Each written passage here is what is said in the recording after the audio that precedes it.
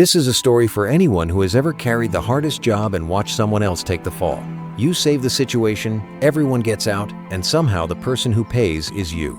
500 years ago, it happened, for real. His name was Zhu Qizhen. In 1457, the door-escaping coup restored the former emperor, and Zhu Qizhen was arrested. He was not powerless. He had military authority, public prestige, and the memory of saving Beijing. Yet his official accusation was not that he had clearly rebelled. It was that he intended to install another imperial prince, Yingli Weifan.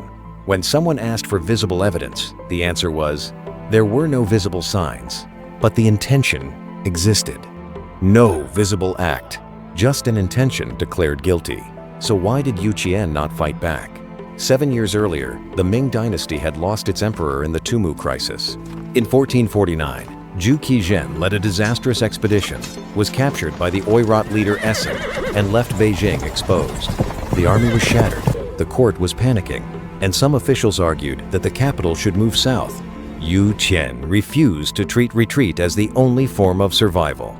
He helped establish Zhu Qizhen as the Zhengtong Emperor, giving the dynasty a political center while the former emperor remained in captivity. Then he moved from argument to action.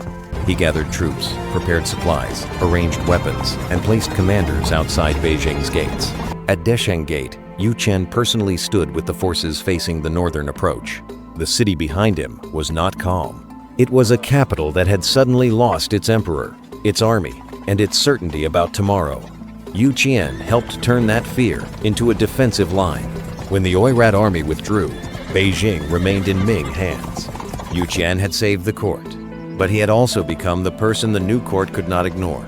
This is where Zhu Qizen's story begins to look uncomfortably familiar. You repair a project after everyone else has failed, then someone else stands on stage when it succeeds. You hold a family together through its worst years, and people say the family would collapse without you. But when the group needs a quiet way to restore its appearance, the person who carried the weight can become the easiest person to sacrifice. Zhu Qizhen had done more than win a battle. He had helped decide which emperor would sit in the palace after the old emperor was captured. That decision gave the Jingtai reign a future, but it also left a former emperor waiting in confinement. A political order can need the person who built it and still fear that person afterward. Zhu Qizen's authority came from crisis.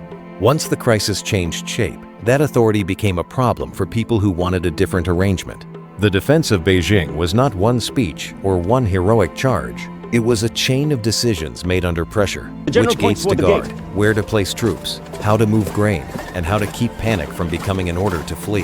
Zhu Qizhen made himself responsible for that chain. When the battle ended, people remembered the victory as a national rescue.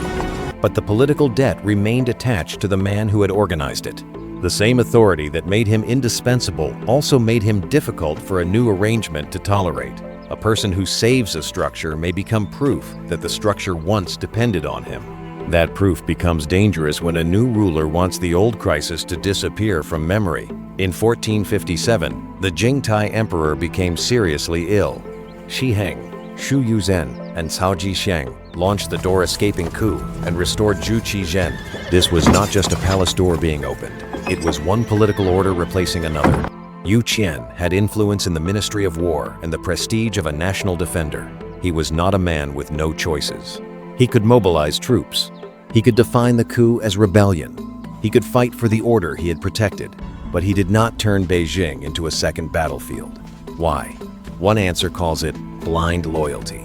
He cared about the dynasty more than his own survival. Another answer calls it clarity. He understood that fighting inside Beijing could make the coup become a civil war. He may have decided that he could die, but the city could not afford another battle. That is not a clean, heroic choice. It is a choice with a body count on both sides of the argument. If he resisted, he might preserve himself and damage the city he had saved. If he did not resist, he might protect the city and leave himself exposed to the new power. He chose the second path. That choice also explains why his later trial was so dangerous. He had not built a private army for himself, and he had not turned the defense of Beijing into a personal throne. His public strength existed, but it existed inside the order he was trying to preserve. The moment that order changed hands, the same restraint that had protected it could be read as political weakness. He had chosen not to make the capital bleed for him. The new rulers could then claim that he had no right to resist them. This is the cruel arithmetic of a loyal servant. The more completely he places himself inside the order, the fewer exits remain when the order turns. After Zhu Qizhen returned, Yu Qian and Wang Wen were imprisoned. They argued that a real plan to install an outside prince would require tokens, seals, orders, and visible action. Where were those things? The answer did not produce evidence. It changed the standard of proof. There were no visible signs, but the intention existed. The charge was not based on what Yu Qian had done. It was based on what the new power claimed he must have intended. That is why the phrase feels so close to Yue Fei's unnecessary accusation.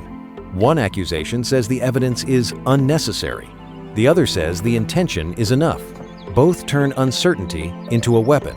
The words intended to install an outside prince were powerful because they did not need to describe a completed act. They only needed to describe a direction that the accused might have taken. Once intention became punishable, silence could no longer protect anyone. A person could be condemned not for opening a gate, moving a soldier, or sending a message, but for allegedly wanting the gate, soldier, or message to exist. That is why Sui Wu Senji, Eyoji, is more than a cruel sentence. It reveals how a political order can turn the absence of evidence into evidence of hidden intent. Yu Qian was executed. Later, the Ming court restored his honor and gave him a posthumous title. But that reversal cannot make the original killing just. A later memorial can restore a name, but it cannot return the years taken from a family or the life taken from a person. The court could admit that Yu Qian had been wronged and still leave the original machinery of the wrong intact. That is why the emotional ending belongs to the execution, not to the later memorial. The dynasty eventually gave him an honorable name. It did not save him when saving him mattered. A reversal is not the same as justice arriving on time. For Yu Qian, the delay was the whole tragedy. The punishment arrived at the moment when the dynasty most needed a simple explanation for its own reversal. Yu Qian became that explanation. Not the man who saved Beijing, but the man accused of threatening the new order. A name can be moved from the side of rescue to the side of guilt without the facts changing first. That is what made the later recognition so bitter. Yu Qian's final problem is not whether he was brave. It is whether he was foolish to let the power he protected turn against him. You can call it blind loyalty. You can call it a clear decision not to make Beijing bleed again. But the result remains the same. The man who saved the dynasty was killed by the dynasty. You can give everything to a cause and still discover that the cause will not protect you. So before you sacrifice yourself for what you are saving, ask one question. Will it leave a place for you when the danger passes? Was Yu Qian's silence blind loyalty or a clear choice? Tell me where you stand. Next, we follow Zhang Huanghu, a woman who walked from the inner court to the center of power. If you want to know more history buried by time, follow Xing Shi.